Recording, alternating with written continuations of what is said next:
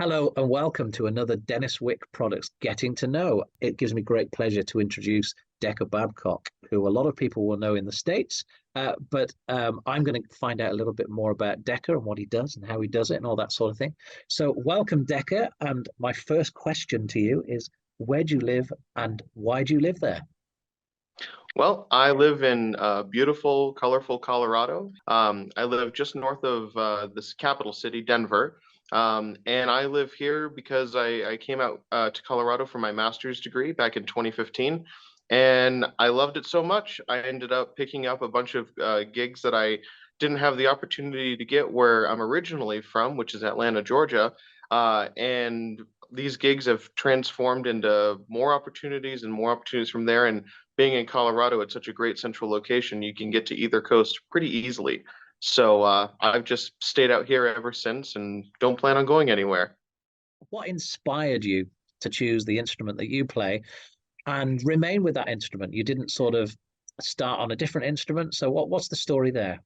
Backtrack a little bit. I lived in Atlanta, but before that, I was born in the first 7 years of my life. I lived in the state of Massachusetts. And in 1999, when my family, it was me and my mom, my grandparents, we all moved to Atlanta for my grandfather's work transferred him. And on this move, my mom had put in a CD in her car just because it's a long drive. And and then the CD it was Glenn Miller. And at the time, I was completely obsessed with trains, and I still kind of am to this day. And the first song on this album was Chattanooga Choo Choo. And of course, anybody who's heard that song, the trombones play the sound of the whistle. And I heard that and I was like, that thing, whatever that is, I want to play that thing. So then my mom, when she was in high school, she was in middle and high school, she was a musician. She played clarinet and tenor saxophone, but she was explaining to me what a big band is and things of that nature, and I just kind of fixated on that instrument ever since. And when the time came around for sixth grade band, my mom said, what do you want to play? And I said, I want to play the trombone like Glenn Miller. And that's kind of how it's been. I dabble with cornet a little bit, being someone who plays a lot of traditional jazz. But I trombone has been a very steadfast instrument for me, and the reason I stuck with it was it felt natural to me. Something's right when you kind of pick it up or do it for the first time, and you're like, oh, yeah, this makes sense, right? For most people, that's not the trombone, but for some reason, for me, it just happened to work really, really well, and I've stuck with it ever since. It's brought me so much joy. Well, as a trombone player myself, I'm not going to argue with any of that, am I? So that sounds great. That's that's a great answer. So, was there an event that took place in your life where you feel you improved as a player? It could have been a combination of a couple of things. It could have been a teacher or a situation. So, just wondered if you could talk a bit about that. It for me, it was a couple of moments that contributed to my growth. Um, where I did middle and high school. The music programs out there, they were good, but they weren't they didn't push you very much, and so you kind of went by with pretty easy music and stuff like that, and there wasn't much to challenge other musicians in the community who wanted more, right? Most of the folks in my school's bands, their parents made them play instruments, and so they didn't really want to be there. But I was like, yeah, band, let's go do that. And there was this band that came into my town, and the trombone player's name was Art Barron, and he's still around in New York City today. I had told him I showed up before the concert started, and I said, "Oh, hi, you guys sound really good. It's nice to hear an actual jazz band." And they were playing old swing music and traditional jazz songs, and we were talking a little bit, and they're playing Bourbon Street Parade, and they're kind of walking up and down the aisles, and Art comes up to me and hands me his trombone, this beautiful New York Bach, I think it was a Model 8, and he hands me this horn, and he says, "Here you go, A flat, go." Oh boy. And that was my first time ever playing jazz on a stage, and boy, that hooked me really quick. That was a really special moment. And so that's kind of what lit the fire to, I want to do this for the rest of my life professionally. And that moment has stuck with me ever since. And then the moments that came after that, um, came from school, came from, prolific lessons with my teachers where they said something that has stuck with me ever since. Maybe it was an exercise and, how to really nail down maybe I'm working on a trombone excerpt for an orchestral gig or something. Um, or it was a moment of being very unprepared for something or not as prepared as you thought you needed to be, and you know boy, that was a hard lesson, but you're not going to do that again. So I think it was a combination of a lot of those things, but it all started with that first real spark of, this is what I want to do, this is why I do it, and it's kind of stuck with me ever since. And through all these other moments with my teachers in college and such, both the good and the bad, it's shaped me to be the musician that I am today. Fabulous. No, thank you very much.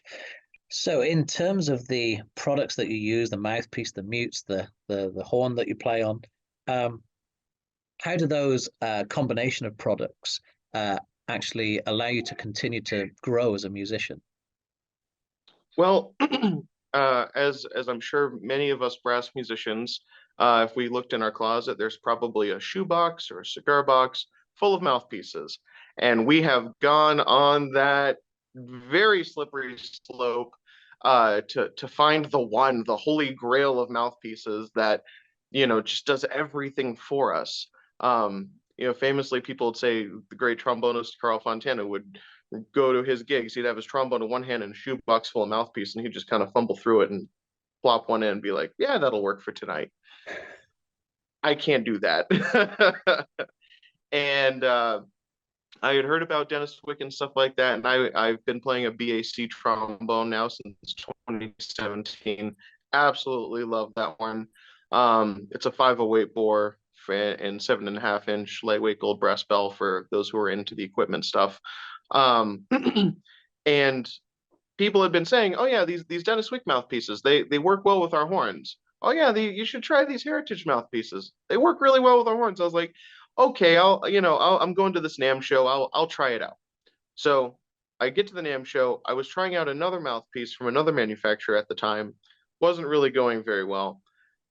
And then I tried out the Denis Wick Heritage mouthpiece, and I was like, "Oh no, oh, this is really nice." And I didn't put it down for the remainder of the festival, and I ended up getting one. And it's the same mouthpiece that I play today, the Heritage 12CS.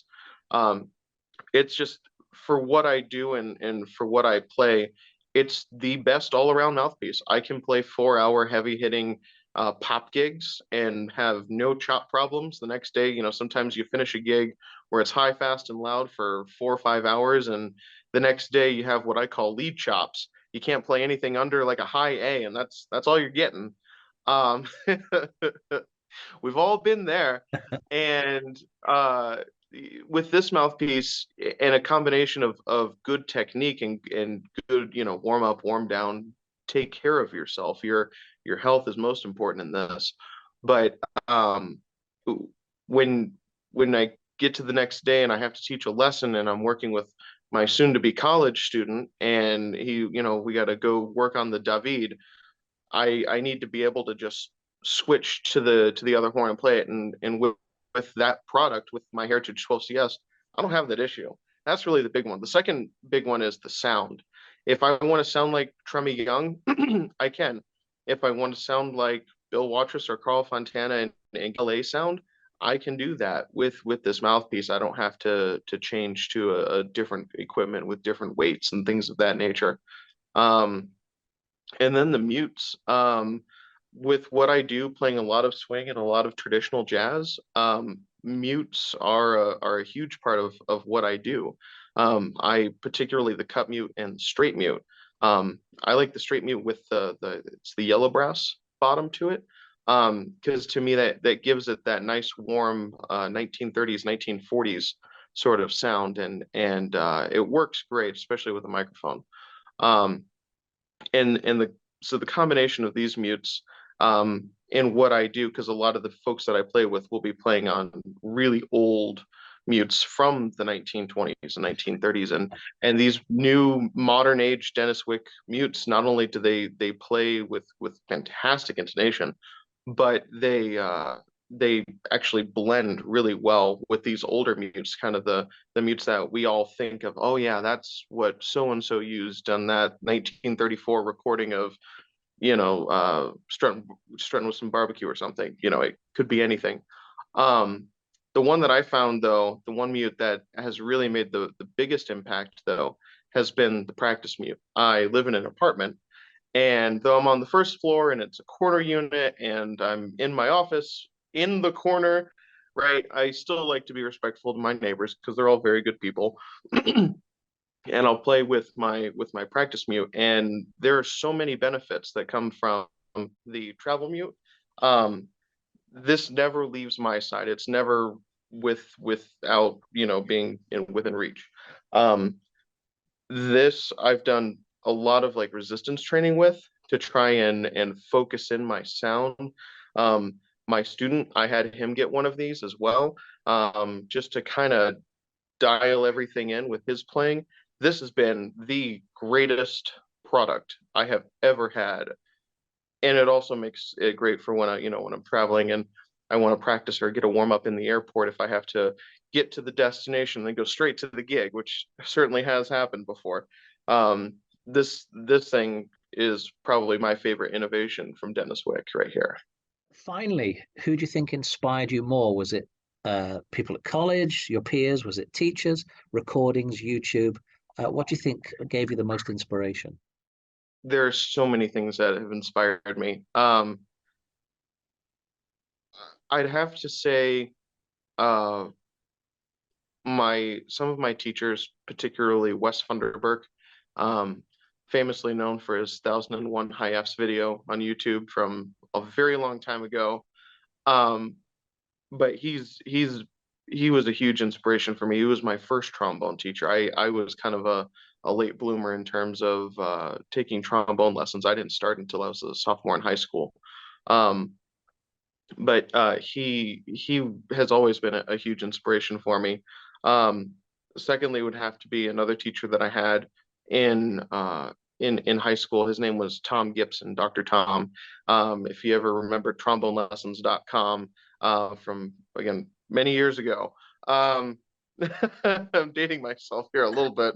Um, but Dr. Tom was a huge inspiration as well. He introduced the idea of metaphor in music and showed me this Leonard Bernstein clip of him at Harvard talking about metaphor in music and what did Beethoven mean in this particular piece. And oh boy, that sent me down a rabbit hole. And I love teaching metaphor. So that's really stuck with me. And then probably Dr. Bill Mann, who is the current trombone teacher at Georgia State University, um, as well as most importantly, my mom. She's encouraged me so much and has kept me going when I was like, yeah, I don't know about this. I don't know if I can do this. And it was really her keeping me inspired and keeping me going all these years and continues to do so. That's absolutely brilliant. Well, thank you very much for your time today, Decker. It's great to find out a little bit more about yourself and what you do. And I'm sure there'll be another time when we'll do another interview and some other things. So thank you very much for today's interview. Thank you.